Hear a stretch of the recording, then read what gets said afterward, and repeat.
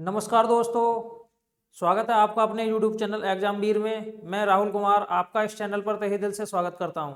तो गाइस, आज हमारी क्लास रहने वाली है त्रिभुज के ऊपर, त्रिभुज की सर्वांग समता के ऊपर।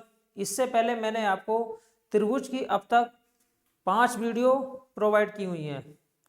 अगर आप चैनल पर नए हैं तो प्लेलिस्ट में जाकर उन वीडियो को देखकर त्रिभुज नामक टॉपिक को अच्छे से समझ सकते हैं तथा अगर उसमें कोई भी क्यूरी आपको आती है तो उसे क्लियर कर सकते हैं। ठीक है बच्चों, देख सकते हैं प्रत्येक वीडियो में मैंने अब तक प्रत्येक वीडियो कम से कम हमारी 1 घंटे एवरेज 1 घंटे की वीडियो है।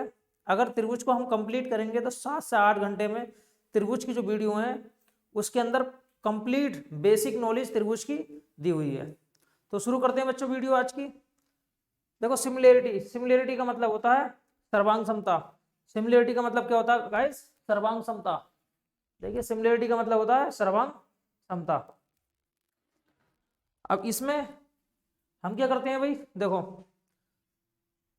बच्चों, त्रिभुज मान लेते हैं। हमने त्रिभुज माना एक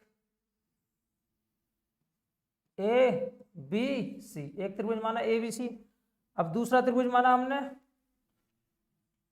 दूसरा त्रिभुज माना पी, देखो P Q are, P Q are. एक त्रिभुज माना एबीसी और दूसरा त्रिभुज माना पी क्यू आर।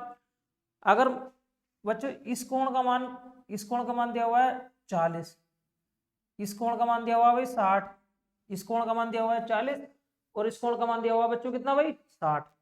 इस कोण का मान भी यही दिया हुआ है, इसका मान दिया हुआ है 40 और इसका मान दिया हुआ है बच्चों 60। ठीक भाई। अगर त्रिभुज में दो कोण क्या है भाई? दो कोण बराबर दिए हुए हैं तो तीसरा कोण क्या हो जाएगा? ऑटोमेटिक क्या हो जाएगा बच्चों? तीसरा कोण ऑटोमेटिक क्या हो जाएगा भाई? बराबर हो जाएगा। अब देखो ये कितना हो गया 100, तो ये कितना हो जाएगा बच्चों? 80। ठीक भाई। त्रिभुज में तीनों कोणों का योग होता है 180 अंश। एक त्रिभुज माना मैंने एबीसी और दूसरा माना मैंने पी क्यू आर। अगर ए की वैल्यू दी हुई है 40, बी की वैल्यू दी हुई है 60, पी क्यू आर में ए की वैल्यू दी हुई है 40 और क्यू की वैल्यू दी हुई है 60, तो बताओ सी कितना हो जाएगा बच्चों? 80। अगर त्रिभुज में दो कोण क्या है भाई?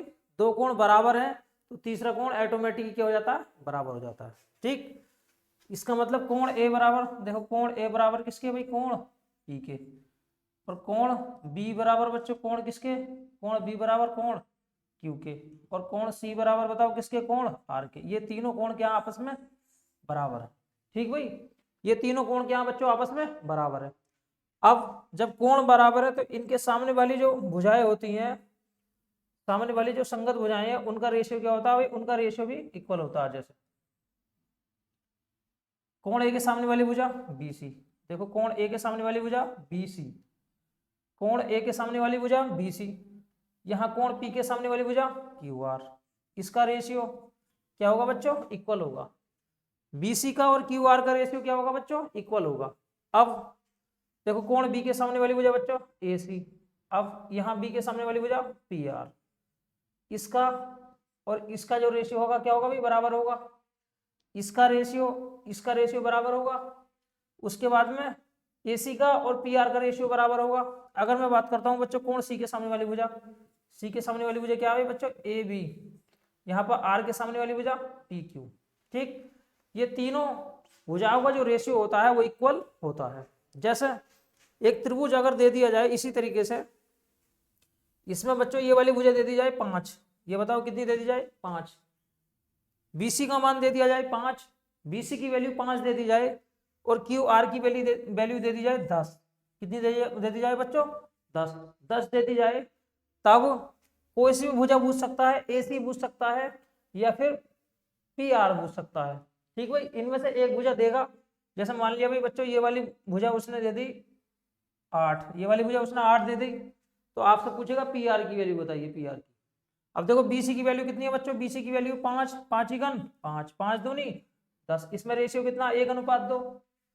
बीसी में और क्यू आर में रेशियो है 1:2। उसी प्रकार इस वाली भुजा में और इस वाली भुजा में भी कितना होगा बच्चों? 1:2 होगा। अगर ये 8 है तो बताओ ये कितनी होगी बच्चों? ये 16 होगी। ये कितनी होगी भाई? 16। कहने का मतलब है क्यू आर बीसी का कितना है भाई? दुगुना है। देखो क्यू आर बीसी का दुगुना है उसी प्रकार से पी आर जो है वो ए सी का क्या हो जाएगी, दुगुना हो जाएगी। ठीक बच्चों, इस तरीके के जो सवाल हैं वो त्रिभुज की सर्वांग क्षमता में आते हैं। अब आगे चलते हैं हम। देखो अगला टॉपिक क्या कहता है अभी, त्रिभुज की सर्वांग क्षमता में हम टॉपिक नंबर 2 उठाते हैं। अगर हमने भाई एक त्रिभुज बना दिया बच्चों, देखो तो एक त्रिभुज बना दिया ए बी सी, ठीक, एक त्रिभुज बना दिया दूसरा वाला पी क्यू आर, ये है बच्चों। देखो एक त्रिभुज है ए बी सी और दूसरा त्रिभुज क्या भाई बच्चों, पी क्यू आर। इसके अंदर क्या करा भाई मैंने, ये वाला कोण मैंने मान लिया बच्चों अल्फा, ये वाला कोण मैंने मान लिया बच्चों बीटा, और ये वाला कोण मैंने बताओ क्या मान लिया भाई, गामा, गामा मान लिया। अब मैं क्या करता हूँ भाई बच्चों, मैंने ये वाला कोण अल्फा मान लिया। अल्फा का मतलब ये वाला कोण और ये वाला कोण बराबर है, और ये वाला कोण मैंने क्या मान लिया बच्चों बीटा, और ये वाला कोण मैंने क्या मान लिया बच्चों गामा। तब आपको इसमें सर्वांग क्षमता कैसे लगानी है, देखिए सब कुछ कोणों के ऊपर डिपेंड करता है। एक है त्रिभुज ए बी सी, अब आपको लिखना कैसे है, देखो ए बी सी कोण ए, इसमें कोण ए जो है किसके बराबर है बच्चों, देखो आर के बराबर है। तो आप लिखेंगे त्रिभुज आर, देखिए बीटा का मान, बी का मान बीटा है, यहाँ पी का मान बीटा है, आर पी क्यू। देखो त्रिभुज एबीसी, त्रिभुज एबीसी सर्वांग समय किसके, आर पी क्यू के, क्योंकि कोण ए का मान क्या है बच्चों, देखो कोण ए का मान क्या है भाई, अगर मैं कोण ए की बात करता हूं तो कोण ए का मान अल्फा है, यहाँ कोण ए का मान अल्फा है, और यहाँ कोण आर का मान क्या है बच्चों अल्फा। अगर मैं कोण बी की बात करता हूं तो कोण बी का मान क्या है बच्चों, देखो कोण बी का मान बीटा है। अगर मैं पी की बात करता हूं तो पी का मान बीटा है। सी की बात करता हूं तो बताओ सी का मान क्या है बच्चों गामा, और यहाँ पर क्यू का मान क्या है बच्चों गामा। हमें सिर्फ एंगल देखना पड़ता है कि कौन सा एंगल इक्वल है, उसी के अनुसार हम सर्वांग क्षमता लगाते हैं। अब देखिए इसमें सर्वांग क्षमता लगाता हूं मैं, अल्फा के सामने वाली भुजा बच्चों, कोण ए के सामने वाली भुजा बीसी, कोण ए के सामने वाली भुजा बच्चों बीसी। देखो कोण ए बोले तो अल्फा, अल्फा के सामने वाली भुजा बीसी। अब यहाँ पर देखो अल्फा के सामने वाली भुजा बच्चों, अल्फा के सामने वाली भुजा क्या है पी क्यू। आगे चलिए, इसके बाद में बच्चों बीटा के सामने वाली भुजा, बताओ बीटा के सामने वाली भुजा क्या है ए सी, और यहाँ बीटा के सामने वाली भुजा बच्चों, बीटा के सामने वाली भुजा क्या है भाई क्यू आर। तीसरी भुजा देखिए गामा के सामने वाली भुजा बच्चों क्या है, गामा के सामने वाली भुजा ए बी, और अगर यहाँ गामा के सामने वाली भुजा की बात करता हूँ तो गामा के सामने वाली भुजा क्या है बच्चों पी आर। देखो ये लगता है सर्वांग क्षमता, तीनों भुजाओं में क्या लगती है बच्चों सिमिलरिटी लगती है, और सिमिलरिटी इस तरीके से लगती है, यहाँ पर सिर्फ एंगल देखा जाता है कि एंगल कौन से एंगल के बराबर है। जो एंगल के सामने वाली साइड होती है, करस्पॉन्डिंग साइड होती है, उनका रेशियो हमेशा क्या होता है इक्वल होता है। जो बीसी में और पीक्यू में, बीसी में और बच्चों पीक्यू में, देखो बीसी बोले तो इसमें और इसमें जो रेशियो होगा वो किस किस में होगा भाई, एसी में और क्यू आर में, एसी में और क्यू आर में, इसमें और इसमें भी क्या होगा भी बराबर होगा। ठीक बच्चों, देखो आप समझिए बीसी में और पीक्यू में, बीसी में और पीक्यू में जो रेशियो होगा मेरे प्यारे भाई, बीसी में और पीक्यू में जो रेशियो होगा वो किस किस में होगा बच्चों, एसी में और क्यू आर में। जैसे अगर उसने बीसी का मान दे दिया, देखो बच्चों बीसी का मान दे दिया 10, बीसी का मान कितना दे दिया मेरे भाई 10।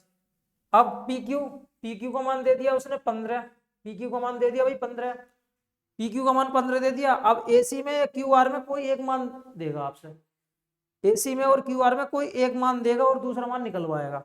अब मैं मान लेता हूं भाई एसी का जो मान है वो एसी का मान है मेरे भाई 20, एसी का मान 20 है। तो आप बताइए क्यू आर का मान आपको बताना है। तो देखिए इस तरीके का एंगल अगर दिया हुआ है, कोण दिए हुए हैं, तब हम सिमिलरिटी कैसे लगाएंगे। यहाँ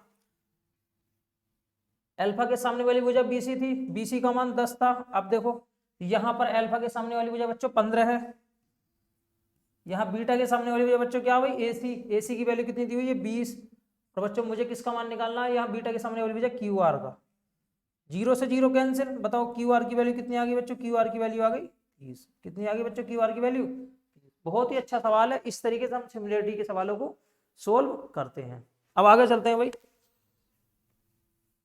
देखो यहाँ एक कंसेप्ट और बता देता हूं। इतना सीखने के बाद में हमें और क्या करना है, अगर मैं यह है समरूप त्रिभुज, क्या है बच्चों, ये समरूप त्रिभुज, इसे मैंने फिर माना ए बी सी। एक त्रिभुज और मान लेता हूं इस जैसा, इसका नाम लिखा मैंने पी क्यू आर। देखो एक तो है ए बी सी और दूसरा क्या है बच्चों, पी क्यू आर। अब हमें ए बी, बी सी और ए सी, ये वाला एंगल मैंने बच्चों माना अल्फा, और ये वाला मैंने बच्चों माना बीटा, और ये वाला बताओ मैंने क्या माना, गामा। ये वाला एंगल मैंने क्या माना बच्चों, अल्फा, ये वाला मैंने क्या माना बच्चों, बीटा, और ये वाला बताओ मैंने क्या माना बच्चों, गामा। अगर यहां पर आपने देखा भाई कोण ए बताओ किसके बराबर है, कोण पी के, और कोण बी बराबर बताओ किसके, कोण क्यू के, और कोण सी बराबर बच्चों बताओ किसके, कोण आर के। ये तीनों बराबर है। इस तरीके से हम इसे लिखेंगे। सिमिलरिटी में अगर मुझे लिखना है तो मैं कैसे लिखूंगा इसे, सिमिलरिटी में लिखूंगा बच्चों, त्रिभुज ए बी सी सिमिलर है त्रिभुज पी क्यू आर के, त्रिभुज पी क्यू आर के। अब अगर मैं देखता हूं बच्चों, तो आप देखिए कोण ए पी क्यू बराबर है, और कोण बी कोण क्यू के बराबर है, और कोण सी किसके बराबर बच्चों, कोण आर के। अब मुझे अगर सिमिलरिटी निकालनी है, सिमिलरिटी लगानी है, तो इनकी जो कोरस्पोंडिंग साइड होंगी उनका जो रेशियो होगा वो क्या होता है, हमेशा इक्वल होता है, बराबर होता है। देखो बच्चों इसके सामने वाली भुजा बच्चों बी सी, यहां पर अल्फा के सामने वाली भुजा बच्चों क्यू आर। अगर मैं बीटा के सामने वाली भुजा की बात करता हूं तो बीटा के सामने वाली भुजा बच्चों ए सी, यहाँ बीटा के सामने वाली भुजा बच्चों क्या होगी, पी आर। यहाँ गामा के सामने वाली भुजा बच्चों ए बी, और यहाँ गामा के सामने वाली भुजा बच्चों पी क्यू। इनका जो रेशियो होगा वो क्या होगा भाई, इक्वल होगा। अगर मान लीजिए ये वाली 1:2 में है तो इसका भी 1:2 होगा, और इसका भी 1:2 होगा। अगर मैं यहां से क्या निकालता हूं, परिमाप की बात कर लेता हूं बच्चों, परिमाप की। देखो परिमाप की बात कर लेता हूं, परिमाप किसका, त्रिभुज ए बी सी का और त्रिभुज पी क्यू आर का। अगर मैं परिमाप की बात कर लेता हूं बच्चों, परिमाप, देखो परिमाप, दोनों के परिमाप की बात कर लेते हैं। तो परिमाप के लिए क्या होता है, अगर मुझे त्रिभुज एबीसी का परिमाप निकालना है या त्रिभुज पी क्यू आर का परिमाप निकालना है, तो जो भुजाओं का रेशियो होता है वही परिमाप का रेशियो होता है। अब देखो बच्चों मैंने इसमें क्या कर लिया भाई, अगर मैंने क्या करा है, यहाँ से ऊंचाई खींच दी, इसका नाम मैंने रख दिया h1, यहाँ से मैंने एक ऊंचाई खींच दी, इसका नाम रख दिया मैंने h2, तो ये हो जाएगा h1 अनुपात h2 में। कितना हो जाएगा बच्चों, h1 अनुपात h2 में। इस तरीके से रेशियो आता है। BC बटे QR बराबर AC बटे PR बराबर AB बटे PQ बराबर क्या होगा बच्चों, H1 बटे H2।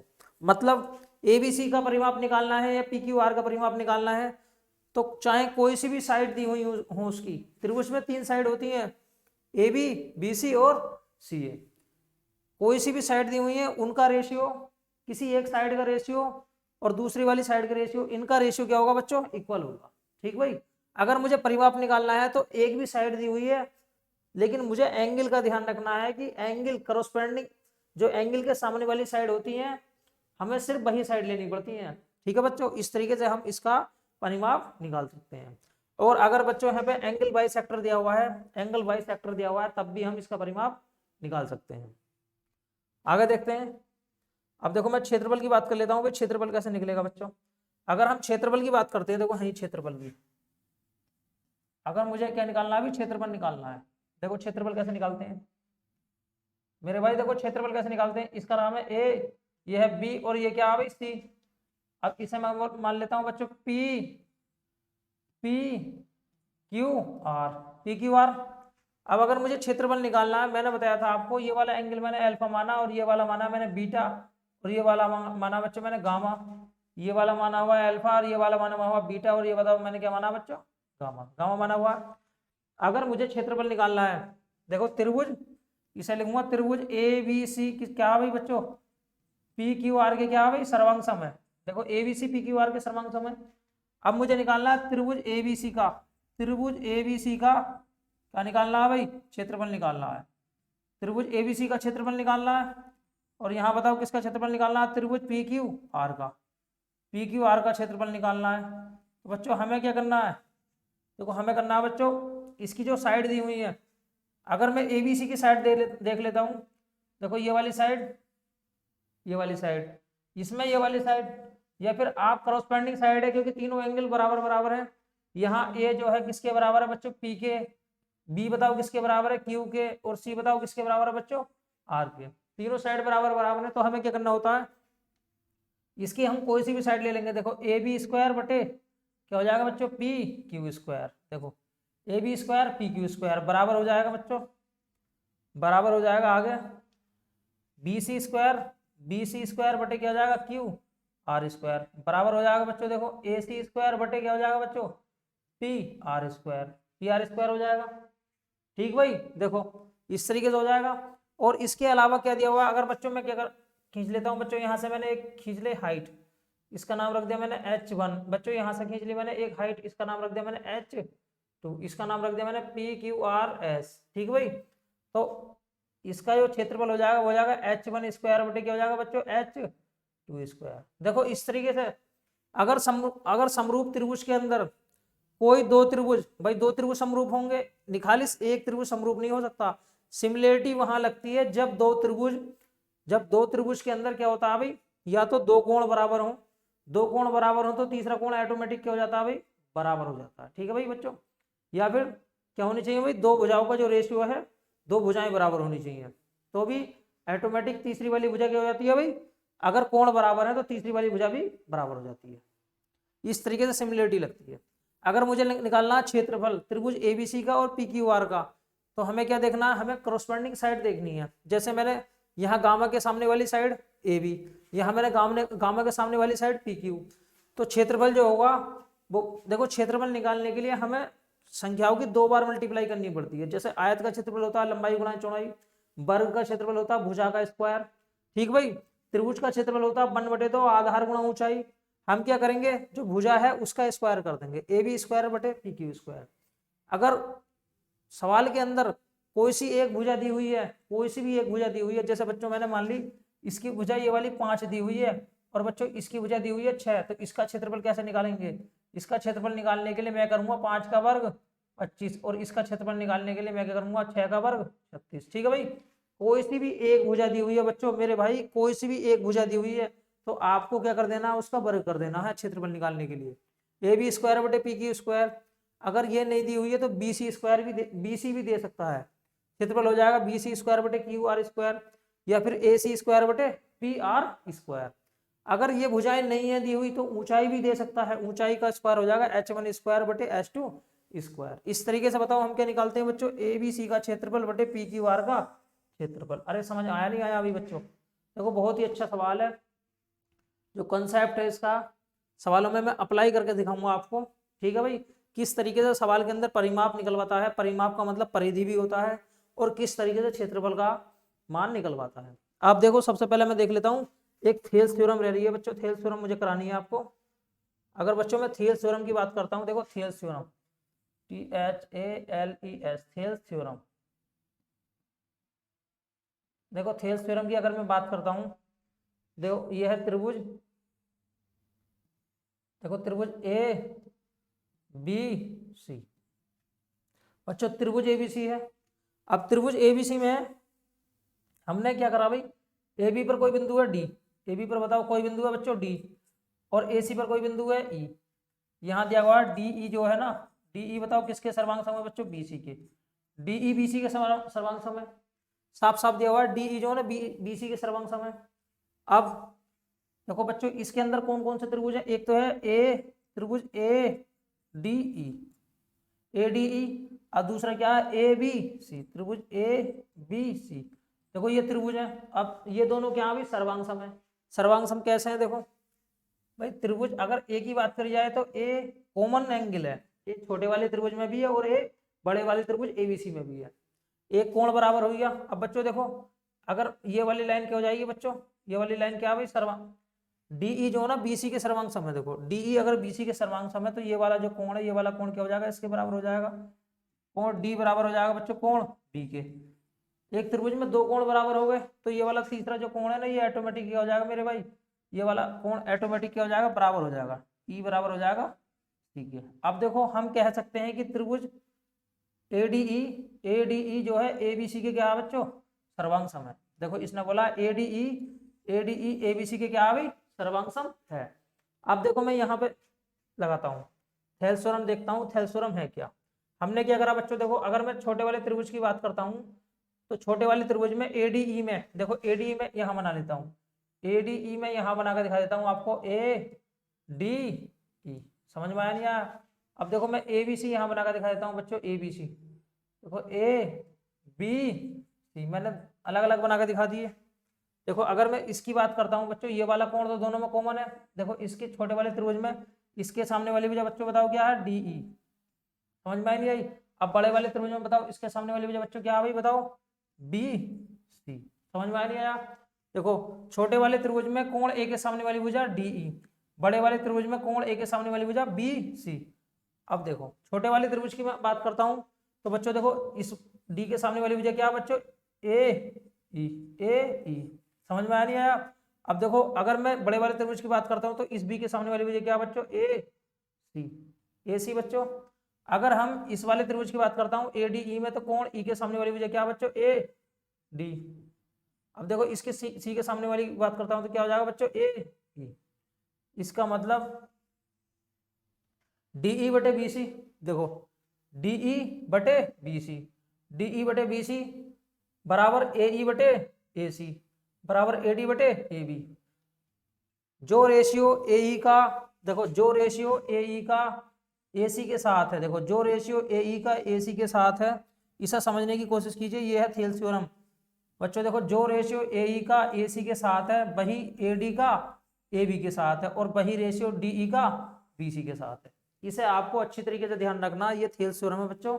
देखो मैं एक बार लिख कर दिखा देता हूं, जो रेशियो AD बटे, देखो AD बटे AB बराबर हो जाएगा बच्चों AE बटे क्या हो जाएगा, AC बराबर हो जाएगा बच्चों DE बटे क्या हो जाएगा बच्चों, BC। देखो ये है थेल्स थ्योरम, ये बच्चों थेल्स थ्योरम है। समझ में आया नहीं आया भाई। अब देखो इसे हम क्या कर सकते हैं भाई, इसे हम रिवर्स भी कर सकते हैं। रिवर्स का मतलब क्या होता है, देखो रिवर्स का मतलब होता है हम पलट सकते हैं इसे। जैसे अगर मुझे इसका उल्टा करना है तो जो है AD दिया हुआ बच्चों, देखो AD मैं कर सकता हूँ इसे AB बटे क्या कर सकता हूँ बच्चों, AB बटे AD बराबर AC बटे AE बराबर क्या हो जाएगा बच्चों, BC बटे DE। अब देखो AB जो है वो AB दो भागों में बटा हुआ है, AB का मतलब होता है AD प्लस के AD बटे DB। अब इसी प्रकार से AD आ जाएगा यहाँ पे, बराबर क्या हो जाएगा बच्चों बताओ, AC क्या है बच्चों, AC को हमने दो भागों में बांटा हुआ है, AE और प्लस के EC बटे AE। ठीक भाई। यहाँ देखो अगर मैं इन दोनों को देख लेता हूँ, सिर्फ इन दोनों को, इस तीसरी वाली भुजा को हम नहीं लेते हैं, तो यहाँ पे क्या होगा भाई, देखो AD बटे AD बनाइया प्लस के DB बटे ED बराबर क्या हो जाएगा बच्चों, देखो AE बटे AE बनाइया प्लस के EC बटे क्या जाएगा बच्चों, AE 1 से 1 कैंसिल, DB बटे क्या जाएगा बच्चों, DB बटे AD बराबर क्या जाएगा, EC बटे क्या जाएगा बच्चों, AE। DB जो रेशियो DB का किससे है बच्चों, AD से। अब देखो हम से दोबारा क्या कर लेते हैं, पलट देते हैं, तो AD बटे क्या जाएगा बच्चों, DB बराबर जाएगा बच्चों AE बटे क्या हो जाएगा बच्चों, EC। एक रेशियो ये भी होता है AD बटे क्या हो जाएगा, DB बराबर AE बटे EC। ठीक है भाई। एक रेशियो बच्चों ये भी होता है, ये होता है थेल्स थ्योरम का क्या होता है बच्चों, अपोजिट होता है। अगर इस तरीके का सिद्धांत पाया जाता है तो यहाँ पर DE जो है वो क्या हो जाएगा, BC के क्या हो जाएगा बच्चों, समांतर हो जाएगा। देखो थेल्स थ्योरम को देख लीजिए, इससे काफी सारे सवाल एग्जाम के अंदर पूछे जाते हैं। मैं आपको बता देता हूं कि एक त्रिभुज था, उसके अंदर AB पर एक बिंदु था D और AC पर एक बिंदु था E। ठीक बच्चों। अब देखो अगर मैं त्रिभुज ADE की बात करूं तो A जो है छोटे वाले त्रिभुज ADE में है और बड़े वाले त्रिभुज ABC में भी A है, तो A तो कॉमन राशि है बच्चों। जब ये कॉमन राशि है तो इस तरीके से अगर DE BC के समांतर है तो बच्चों B जो है ना वो किसके बराबर हो जाएगा, D के, और यहाँ पर C जो है ना E के बराबर हो जाएगा। तब हमने थेल्स थ्योरम लगाई। ठीक है भाई। हमने क्या करा भाई, दो कोण, क्या भाई बच्चों, देखो दो कोण, ये वाला कोण दोनों में कॉमन है ये वाला कोण इसके बराबर हो गया तो तीसरा ऑटोमेटिक बराबर हो जाएगा। तब हमने लगाई, देखो संगत भुजाओं, जो कोण के सामने वाली संगत जो भुजाएं होती है उनका रेशियो क्या होता है बच्चों, इक्वल होता है। इसके सामने वाली भुजा ये, इसके सामने वाली भुजा ये, इनका इसका रेशियो और इसका रेशियो क्या होगा बच्चों, बराबर होगा इसके और इसके, इसके और इसके। ठीक है बच्चों, आगे चलते हैं भाई। देखो सवालों में अप्लाई करके देखते हैं हम ये तरीका कितना कारगर है और कितना कारगर नहीं है।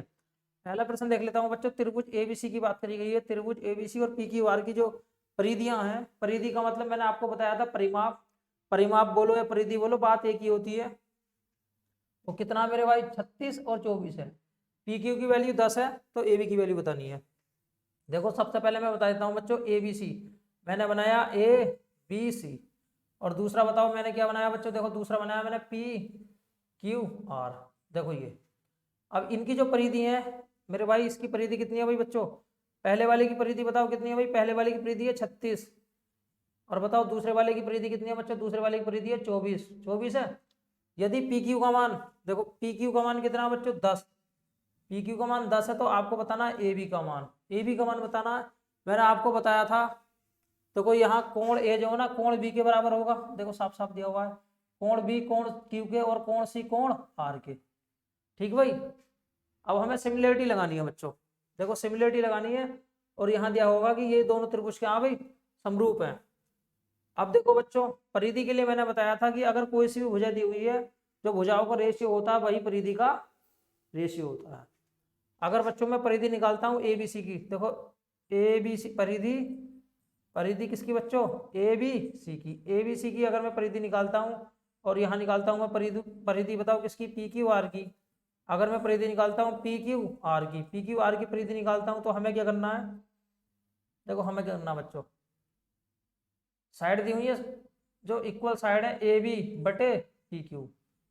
मैंने आपको बताया था कोई सी भी साइड दी हुई हो, अगर हमें परिधि निकालनी है, परिमाप निकालना है, कोई सी भी साइड दी हुई हो, तीनों साइडों में से अगर कोई सी भी साइड दी हुई है या ऊंचाई दी हुई है, तो जो भुजाओं का रेशियो होगा वही क्या होगा, परिधियों का रेशियो होगा। एक परिधि बताओ इसकी कितनी है 36 और इसकी कितनी है बच्चों 24, बराबर।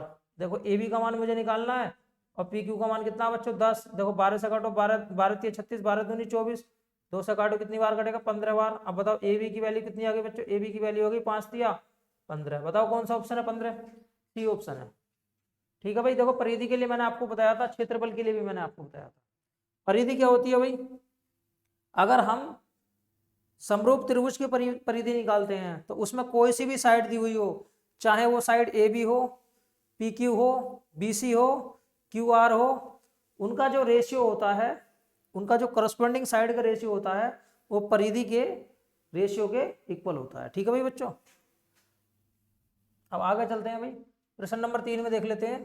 चित्र में डीई जो है बीसी के बराबर है। देखो बच्चों डीई जो है, डीई डी क्या भाई बीसी के क्या भाई बराबर नहीं है, समांतर। मैंने माना ए, अच्छा ए था, ये बी था और ये सी था। अब देखो ए डी की बात हुई है, डीई, डीई बच्चों बीसी के बराबर है, बीसी के समांतर है, तो हमने क्या करा बच्चों, यहाँ पर देखो डीई मान ली, इसने साफ साफ बोला है डीई जो है ना बी बीसी के क्या बच्चों, देखो डीई क्या भाई बीसी के क्या बच्चों, बीसी के समांतर है। अब मैंने डीई को बीसी के समांतर खींच लिया।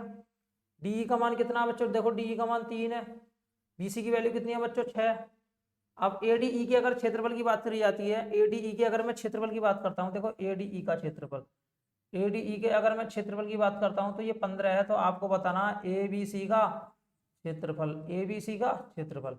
तो मैंने आपको बताया था बच्चों, अगर मुझे क्षेत्रफल निकालना है समरूप त्रिभुज के अंदर, अगर मुझे क्षेत्रफल निकालना है तो कोई सी भी भुजा दी हुई है हमें क्या कर देना, उसका वर्ग कर देना है। अगर मैं समरूप त्रिभुज में एडीई में, देखो एडीई में और एबीसी में, एबीसी में अगर मुझे क्षेत्रफल निकालना है तो इसकी भुजा दी हुई है, इसकी भुजा दी हुई है 3, इसकी भुजा दी हुई है 6, मैं इससे काट लूंगा 3 × 3, 3 दूनी 6, इसका मतलब 1:2 है। क्या बच्चों देखो डीई भुजा का मान 1, 1 का वर्ग 1, बीसी का मान 2, 2 का वर्ग कितना हो जाएगा बच्चों 4, 2 का वर्ग कितना हो जाएगा भाई 4। अब देखो एडीई का क्षेत्रफल निकालूंगा मैं, एडीई का मान बटे त्रिभुज ए बी सी का मान, बच्चों 1 का वर्ग 1 और 4, 2 का वर्ग 4, एडी का मान बताओ कितना, एडी का मान 15 है। अगर मैं तिरछी गुणा करूंगा यहाँ से तो ABC का क्षेत्रफल कितना आ जाएगा, त्रिभुज ABC का क्षेत्रफल आ जाएगा 15 चौका 60। बताओ कौन सा ऑप्शन है, देखो डी ऑप्शन है। इतना करने की हमें जरूरत नहीं होती है, हम तो डायरेक्ट कर सकते हैं क्लिक, क्योंकि मुझे पता है इन दोनों के बीच में, DE के बीच में और BC के बीच में एक अनुपात कितना अभी 4। जब 1:4 है तो हमने क्या करा मेरे भाई, एक का वर्ग कितना हो गया भाई, एक का वर्ग एक, इसका क्षेत्रफल हो गया एक, और पूरे की अगर मैं क्षेत्रफल की बात करता हूँ तो पूरे की भुजा 2 है। जब पूरे की भुजा 2 है तो पूरे का क्षेत्रफल हो गया 4। जब इस वाले का क्षेत्रफल 1 है तो बताओ इसका कितना बचेगा भाई, इसका बचेगा 3। कभी कभी आपसे इसका भी क्षेत्रफल पूछ लेता है, BC ED का या BDEC का, इसका भी क्षेत्रफल पूछ लेता है, इसका आएगा बच्चों 3। समझ में आई नहीं आई भाई, लेकिन इसने कंप्लीट का क्षेत्रफल पूछा है तो कंप्लीट का कितना है भाई 4। अब इसने दिया है क्षेत्रफल 15 है, एक की वैल्यू 15 के बराबर, तो 4 की वैल्यू कितनी हो जाएगी, 15 चौका 60। समझ में आया भाई, देखो बहुत अच्छा सवाल है। आगे चलते हैं, प्रश्न नंबर 4 देख लेते हैं। त्रिभुज ABC की अगर बात करी जाए तो उसमें D और E क्रम से AB पर है और AC पर है। देखो 2 बिंदु है और उसने बोला DE जो है ना BC के क्या है भाई, समांतर है। DE BC के समांतर है, तब AD DB और DE की लंबाई इतनी इतनी है, तब BC बताना बच्चों। देखो हमने क्या करा भाई, हमने त्रिभुज ABC बनाया बच्चों। देखो त्रिभुज ABC, त्रिभुज ABC बना लिया। अब ABC में देखो D और E जो है ना, ये तो है A पे और ये इस पे है, 2 बिंदु हैं। अब देखो DE जो है, DE बच्चों किसके समांतर है भाई, DE किसके समांतर है बच्चों, BC के समांतर है। DE BC के समांतर है, देखो साफ साफ बोला। अब AD DB और DE की लंबाई, AD की लंबाई कितनी है, देखो यहाँ देख लेता हूँ मैं, AD की लंबाई कितनी है बच्चों, AD की लंबाई 9 है। देखो AD की लंबाई 9 है।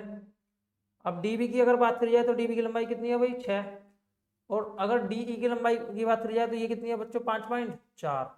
तो आपको बताना BC की लंबाई, BC की लंबाई।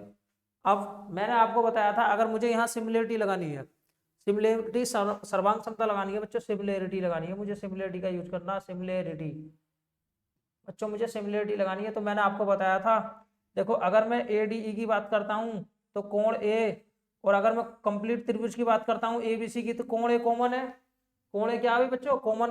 तो छोटे वाले त्रिभुज में कोण A के सामने वाली भुजा 5.4, और बड़े वाले त्रिभुज में कोण A के सामने वाली भुजा बच्चों मैंने BC मान ली। ठीक है बच्चों, कौन सी है भाई, BC। अब आप देखिए कौन कौन सी भुजाएं दी हुई हैं। अगर समरूप त्रिभुज है तो ये वाला कोण इसके बराबर हो जाता है, और बच्चों ये वाला कोण किसके बराबर हो जाता, इसके बराबर हो जाता है। क्योंकि यहाँ पर DE बताओ किसके समांतर है बच्चों, DE जो है ना BC के समांतर है। जब DE BC के समांतर है तो कोण B जो है ना D के बराबर हो जाएगा, और कोण C E के बराबर हो जाएगा। अब देखो छोटे वाले त्रिभुज की बात करता हूं तो इसके सामने वाली भुजा 9। अगर मैं C की बात करता हूं कंप्लीट त्रिभुज में, तो कंप्लीट कितनी हो जाएगी बच्चों 15। देखो 9 से काटो, 9 छंग 54.6 बार कटा, BC की वैल्यू हो जाएगी 15 छक्का 90, 90 का मतलब 9। बताओ कौन सा ऑप्शन ठीक है बच्चों, देखो D ऑप्शन ठीक है। सिमिलरिटी को जो मैंने चीज आपको समझाई थी उसे बिना सीखे आप सिमिलरिटी लगा नहीं सकते, तो इसलिए वीडियो को 2 बार देखिए, अच्छी तरीके से समझने का प्रयास कीजिए, सिमिलरिटी आसानी से आप लगाना सीख जाओगे। ठीक है बच्चों, आगे देखते हैं भाई। प्रश्न नंबर 5 देख लेता हूँ। एक त्रिभुज की जो भुजाएं हैं वो कितना भाई 9:4 के रेशियो में। अब क्षेत्रफल बताना, कुछ नहीं करना भाई, भुजाएं का वर्ग कर दो, 9 का वर्ग 81 और 4 का वर्ग 16। बताओ कौन सा ऑप्शन है, 81 16 C ऑप्शन है। क्योंकि मैंने आपको बताया था अगर त्रिभुज दिया हुआ है, त्रिभुज दिया हुआ है उसका हमें क्षेत्रफल निकालना है, तो क्षेत्रफल निकालने के लिए हमें क्या कर देना, भुजा का स्क्वायर कर देना है। 9 का स्क्वायर 81 और 4 का स्क्वायर 16। कुछ नहीं है मेरे भाई, आगे चलते हैं भाई। देखो प्रश्न नंबर 6 देख लेते हैं। एक त्रिभुज ABC जो है ना सर्वांग सम है। देखो ये सवाल बहुत अच्छा भाई, देखो ये होती है असली चीज। मैंने आपको बताया था हमें सिर्फ एंगल देखना होता है, करस्पॉन्डिंग साइड का जो रेशियो होता है वो एंगल के अनुसार लगता है। त्रिभुज ABC मैंने बनाया बच्चों, देखो त्रिभुज ABC। अगर मैं बात करता हूँ त्रिभुज ABC की, देखो ABC की बात करता हूँ तो यहाँ पर बात होगी QPR की। किसकी बात होगी बच्चों, Q और P और R की, QPR की बात होगी। किसकी बात होगी बच्चों, QPR की। अब देखिए, देखो A जो है ना, A यहां बोला गया त्रिभुज ABC, त्रिभुज QPR, इसके क्या भाई सर्वांग सम है।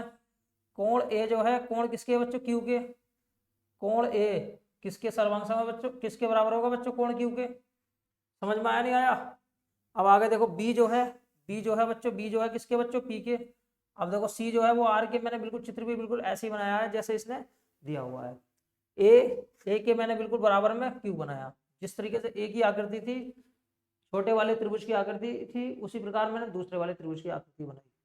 कोण ए कोण क्यू के बराबर, कोण बी कोण पी के बराबर, कोण सी कोण आर के बराबर। अब ए बी सी का जो क्षेत्रफल है वो इसका है 9 और इसका कितना बच्चों 16। ठीक भाई। ए बी देखो कोण ए, अच्छा सी के सामने वाली भुजा बच्चों, देखो जब सर्वांग सम है ये, जब सर्वांग सम है बच्चों, तो यहाँ साफ साफ दिया हुआ है कोण ए मेरे भाई, कोण ए किसके बराबर है, कोण क्यू के। और कोण बी बराबर बताओ किसके है भाई बच्चों, कोण पी के। और बच्चों कोण सी बराबर बताओ किसके, कोण आर के। देखो ये होती है कोण, जो संगत कोण है उसके सामने वाली भुजाएं भी क्या होती है बच्चों, बराबर होती है, समान रेशियो में होती हैं। मतलब जो कोण ए के सामने वाली भुजा है, जो कोण क्यू के सामने वाली भुजा है, इन दोनों का रेशियो क्या होगा बच्चों, इक्वल होगा। अब मैंने देखा भाई कोण ए जो है कोण क्यू के बराबर है, कोण बी जो है बच्चों कोण पी के बराबर है, और कोण सी जो है कोण आर के बराबर है। अब देखिए बीसी बच्चों, बीसी दिया हुआ है, बीसी जो है ना कोण ए के सामने वाली भुजा है। अब इसने क्या पूछा बच्चों, पी आर इसके सामने वाली भुजा है। ठीक भाई। हमने क्या करा, यहाँ पर क्या दिया हुआ है भाई, देखो ये जो है त्रिभुज एबीसी और त्रिभुज पी क्यू आर का क्या क्षेत्रफल दिया हुआ है, कितना दिया हुआ है बच्चों, क्षेत्रफल दिया हुआ है 9 और 16। इसका क्षेत्रफल 9 है और इसका क्षेत्रफल क्या है भाई 16।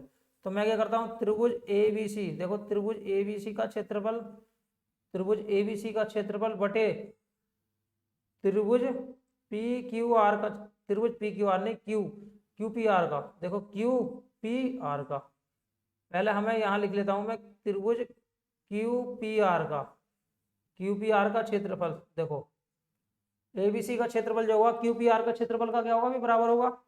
अब ए के सामने वाली भुजा क्या बताओ बच्चों, बीसी, बीसी का वर्ग, सही है भाई, बीसी का वर्ग। अब बताओ इसके सामने वाली भुजा क्या बच्चों, बताओ पी, पी क्या बच्चों, पी आर का वर्ग, क्या बच्चों पी आर का वर्ग।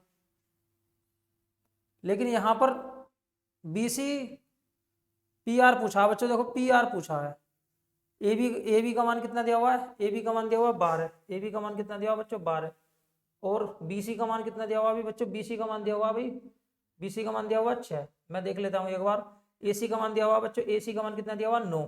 ठीक भाई। देखो भुजाओं का मान दिया हुआ है, हम दूसरा कलर ले लेते हैं, थोड़ा सवाल ठीक ठाक है, अच्छे लेवल का है। ए बी का मान 12 दिया हुआ है मेरे भाई, ए बी का मान 12 दिया हुआ है, बीसी का मान 6 दिया हुआ है, एसी का मान 9 दिया हुआ है। अब पूछा गया बच्चों पी आर का मान पूछा है। अब देखो ये यहाँ पर सिर्फ और सिर्फ कोण का सिद्धांत लगना है, हमें देखना है कि कौन सा एंगल के बराबर है, क्योंकि इसमें तीनों साइड दी हुई है और इसमें सिर्फ एक साइड क्या करनी है बच्चों, हमें एक साइड निकालनी है। तो हम यहाँ कंफ्यूज है कि हम कौन सी साइड अप्लाई करते हैं। अब ये देखिए कोण ए जो है भाई, कोण ए किसके बराबर है, कोण क्यू के बराबर है। तो मेरे भाई आप ए के सामने वाली भुजा क्या हुई 36, बीसी का वर्ग करिए, बताओ बीसी का वर्ग कितना हो जाएगा मेरे भाई 36, 6 का वर्ग कीजिए, 6 गुणा 6। अब बताओ पी आर निकालना मुझे, पी आर निकालना, देखो बच्चों पी आर का मैंने क्या कर लिया बच्चों, वर्ग कर लिया। अब अगर मैं एबीसी के क्षेत्रफल की बात करता हूँ तो एबीसी का क्षेत्रफल कितना है भाई 9, पी क्यू आर के क्षेत्रफल की बात करता हूँ तो पी क्यू आर का क्षेत्रफल कितना है बच्चों 16। अब काटो, देखो 6 छंग 36, 9 चौक कितना हो जाएगा भाई, यहाँ क्या पूछा है, यहाँ पूछा है पी आर का मान। ये क्षेत्रफल है, किस चीज का मान है ये शायद समझ में नहीं आया मेरे। ये भाई क्षेत्रफल है त्रिभुज एबीसी, त्रिभुज एबीसी का क्षेत्रफल 9 और त्रिभुज पी क्यू आर का क्षेत्रफल 16। ठीक भाई 16 है, संगत जो भुजाएं हैं इनके बराबर हो जाएगा इक्वल, बीसी का स्क्वायर, ठीक है बीसी का स्क्वायर, और ये कितना हो जाएगा बच्चों पी आर का स्क्वायर। यहाँ क्या हो जाएगा पी आर, देखो ये कितना हो जाएगा 4 हो जाएगा। ठीक भाई सही है बच्चों, बिल्कुल सही है। 16 चौका 64, देखो बच्चों यहाँ से आया पी आर का स्क्वायर का मान आया बच्चों, पी आर स्क्वायर का मान कितना आ गया 64 आ गया। यहाँ से पी आर की वैल्यू कितनी जाएगी बच्चों, बताओ पी आर की वैल्यू कितनी हो जाएगी 8 आ जाएगी। कौन सा ऑप्शन है, डी ऑप्शन है। देखो कुछ नहीं है, सवाल को मैं एक बार समझाता हूँ, बहुत अच्छी तरीके से समझाता हूँ। दो त्रिभुज दिए हुए हैं, एक है ए बी सी, दूसरा है क्यू पी आर। देखो क्यू पी आर दिया हुआ है, अब इसने साफ साफ बोला है मेरे भाई देखो कोण ए जो है कोण क्यू के बराबर है, कोण बी जो है कोण पी के बराबर है, और कोण सी किसके बराबर है, कोण आर के बराबर है। देखो मैंने भी ऐसे लिखा है, ए बराबर क्यू के, बी बराबर पी के और सी बराबर आर के। तो जो इक्वल कोण होते हैं उनके सामने वाली जो भुजाएं होती हैं उनका रेशियो क्या होता है भाई, इक्वल होता है। अब हमने क्या करा बच्चों, एबीसी का क्षेत्रफल निकाला, यहाँ से क्यूपीआर का क्षेत्रफल निकाला। अब बताइए कोण ए के सामने वाली भुजा बच्चों क्या आ गई, बीसी। त्रिभुज का जो क्षेत्रफल होता है वो उसकी किसी भी भुजा का, चाहे कोई सी भी भुजा दी हुई हो, उसके वर्ग का स्क्वायर होता है। बीसी दी हुई है, ए बी दी हुई है, ए सी दी हुई है, हमने क्या करा भाई, भुजा का वर्ग कर दिया। लेकिन सिर्फ आपको ये देखना है कि यहाँ भुजा लगानी कौन सी है, क्योंकि यहाँ पर तीनों भुजाएं दी हुई हैं आपको कंफ्यूज करने के लिए। आप ये देख लीजिए कि कोण ए और कोण क्यू क्या भाई बराबर है, कोण के सामने वाली भुजा बीसी, कोण क्यू के सामने वाली भुजा पी आर, इनका जो रेशियो होगा ये क्या होगा बच्चों, देखो कॉरस्पॉन्डिंग साइड का जो रेशियो होता है वो क्या होता है, इक्वल होता है। अब कोण ए के सामने वाली भुजा बच्चों बीसी, मैंने बीसी का स्क्वायर लिया, कोण क्यू के सामने वाली भुजा बच्चों पी आर का मैंने स्क्वायर लिया। यहाँ इसका क्षेत्रफल कितना था 9 और ये है 16, देखो 9 से काटा 6 छंग 36, 9 चौक 36, 16 चौका 64, पी आर की वैल्यू कितनी आई 8 आई। ठीक है बच्चों, कितनी आई भाई 8 आई। देखो इस तरीके से मैंने आपको आज सिमिलरिटी का कंसेप्ट निकालना सिखाया। सिमिलरिटी का जो कंसेप्ट है वो कोण पर आधारित है। अगर हमारे कोण क्या भाई, हमें सिर्फ कोण का ध्यान रखना है। देखो ये वाला कोण इसके बराबर था तो मैंने इसके करस्पॉन्डिंग इसके सामने वाली साइड ली, इसके सामने वाली साइड ली।